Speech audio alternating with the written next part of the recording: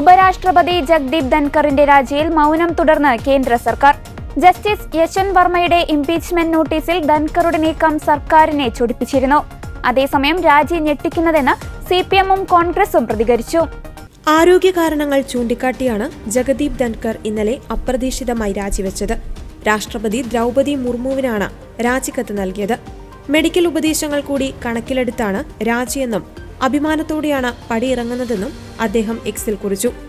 മുൻപ് പശ്ചിമബംഗാൾ ഗവർണറായിരുന്നു ഇദ്ദേഹം. 2022 ഓഗസ്റ്റിലാണ് ഉപരാഷ്ട്രപതിയായി സ്ഥാനമേറ്റത്. 2027 വരെ അദ്ദേഹത്തിന് ഉപരാഷ്ട്രപതി സ്ഥാനത്ത് കാലാവധിയുണ്ടായിരുന്നു. എന്നാൽ 3 വർഷം തികയും മുൻപാണ് രാജിപ്രഖ്യാപനം. ഏറെ വിമർശനങ്ങൾക്കും വിവാദങ്ങൾക്കും കാരണമായ ഇടപെടലുകളിലൂടെ ശ്രദ്ധേയനായിരുന്നു. ആരോഗ്യ കാരണങ്ങളാൽ കഴിഞ്ഞ മാർച്ച് മാസം മുതൽ അദ്ദേഹം ആശുപത്രിയിലായിരുന്നു. ഈ മാസമാണ് അദ്ദേഹം ചുമതലയിൽ തിരികെയെത്തിയത്.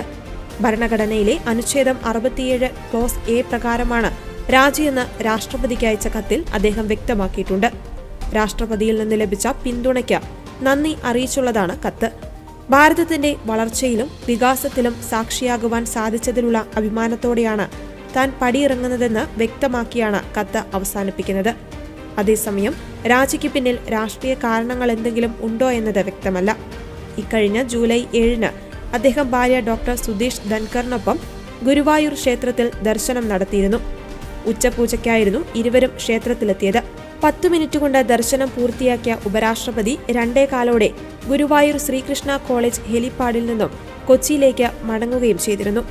കൊച്ചിയിൽ national institute of advanced legal സ്റ്റഡീസിൽ വിദ്യാർത്ഥികളുമായി സംവദിച്ച ശേഷമാണ് അദ്ദേഹം ദില്ലിക്ക് മടങ്ങിയത്.